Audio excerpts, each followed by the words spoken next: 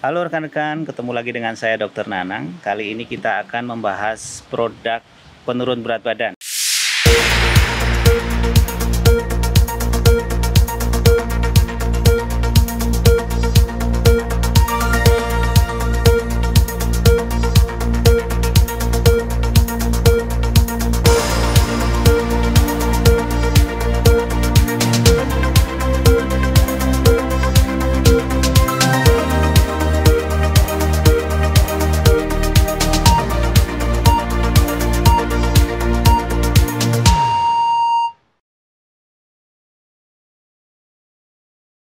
Produk ini iklannya sangat banyak, rekan-rekan banyak temukan di media sosial, di Twitter, di Instagram, di kolom-kolom komentar yang harusnya buat komen tapi buat iklan gitu ya.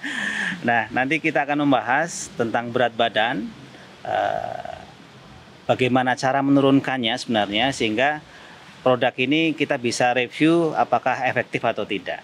Sebelum kita bicara tentang produk-produk terkait penurunan berat badan, kita berbicara dulu tentang berat badan itu sendiri. Sebenarnya berat badan kita atau gemuk atau tidaknya seseorang itu ditentukan oleh sekitar 25% itu faktor genetik.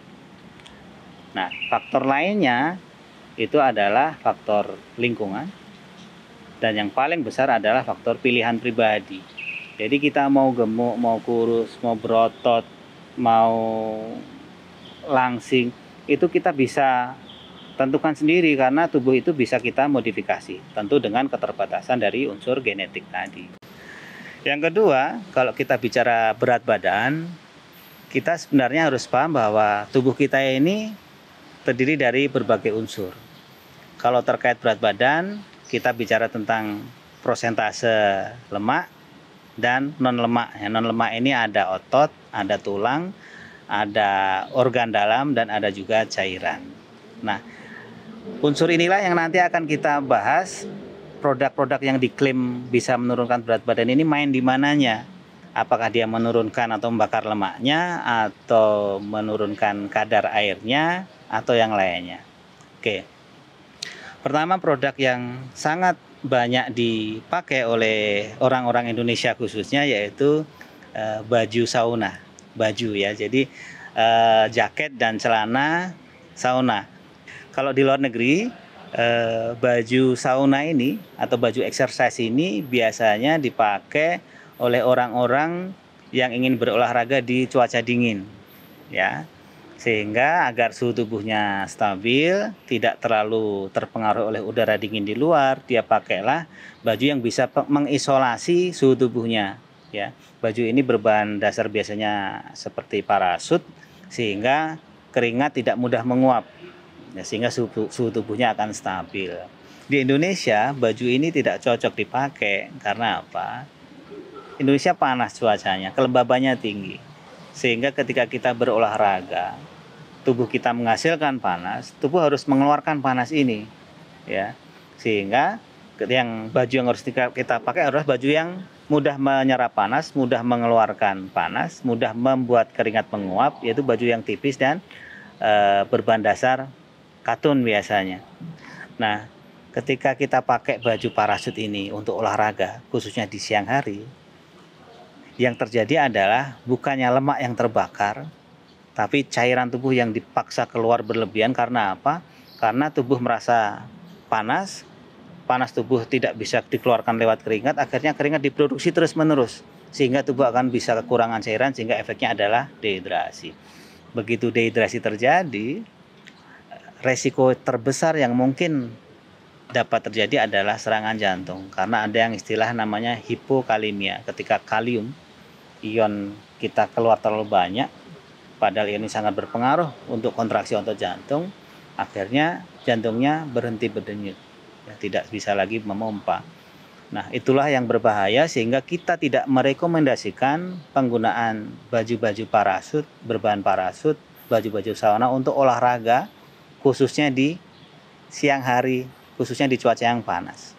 Kalau rekan-rekan mau pakai mungkin di olahraga untuk olahraga ketika di gunung, di malam hari ketika cuacanya dingin, mungkin masih bisa ditolerir untuk menjaga suhu tubuh. Tapi ketika dipakai di siang hari, cuaca panas, kelembapan tinggi, itu sangat berbahaya.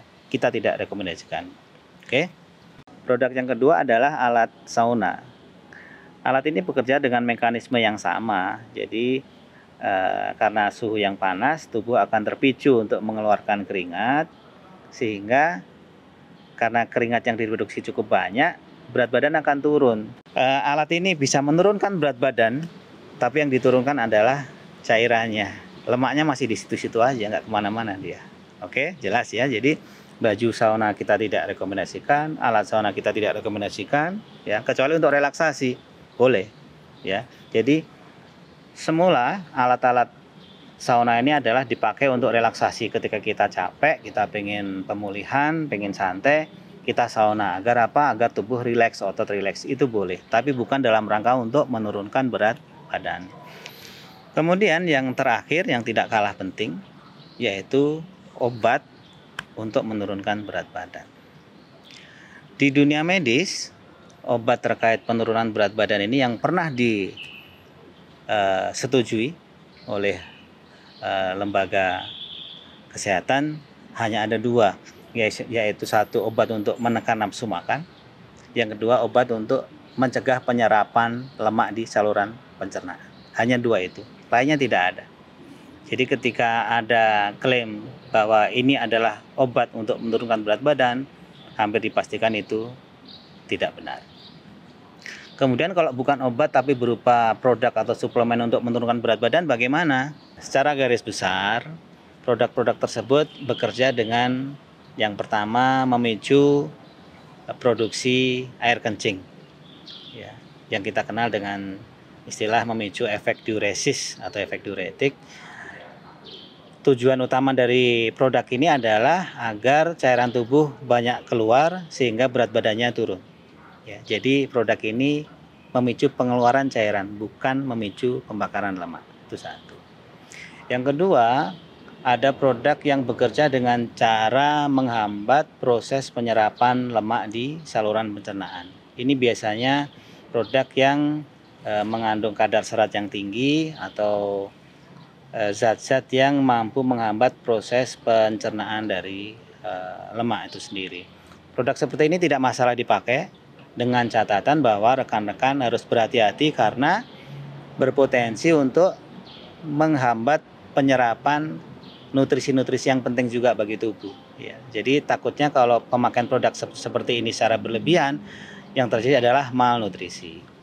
Nah, yang ketiga, ada produk juga yang bekerja dengan cara memicu atau mensupport proses katabolisme atau pembongkaran dari sel lemak. Nah, produk-produk seperti ini secara garis besar sebenarnya tidak masalah, tapi efektivitasnya tidak bisa dijamin. Ya, seperti misalkan kafein.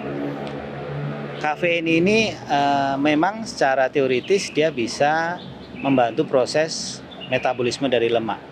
Ya, tapi seberapa banyak kafein yang harus dikonsumsi untuk membantu, misalkan membakar 100 gram lemak misalkan, itu tidak jelas ya. Jadi produk-produk seperti ini boleh dipakai tapi efektivitasnya kita tidak bisa pastikan. Nah, kesimpulannya bagaimana nih? Apakah suplemen yang mengklaim bisa menurunkan berat badan ini sebenarnya efektif atau tidak? Nah, rekan-rekan, untuk menjawab hal ini sebenarnya sangat sederhana. Bahwa untuk urusan berat badan ini sebenarnya adalah murni masalah keseimbangan kalori. Ya, apabila kalori yang masuk dari makanan melebihi dari yang kita bakar, yang kita keluarkan dari aktivitas sehari-hari, maka kelebihan tadi akan ditimbun atau ditumpuk dalam bentuk lemak sehingga kita akan bertambah berat badannya. Sebaliknya, kalau kalori yang kita pakai untuk kebutuhan kehidupan kita sehari-hari melebihi dari jumlah yang kita konsumsi tiap hari, maka akan terjadi yang namanya defisit kalori. Otomatis kita akan semakin kurus. Sehingga kunci untuk penurunan berat badan sebenarnya cuma dua. Satu adalah membatasi jumlah kalori yang masuk. Yang kedua adalah menambah pembakaran kalori dengan olahraga. Jadi hanya itu sebenarnya.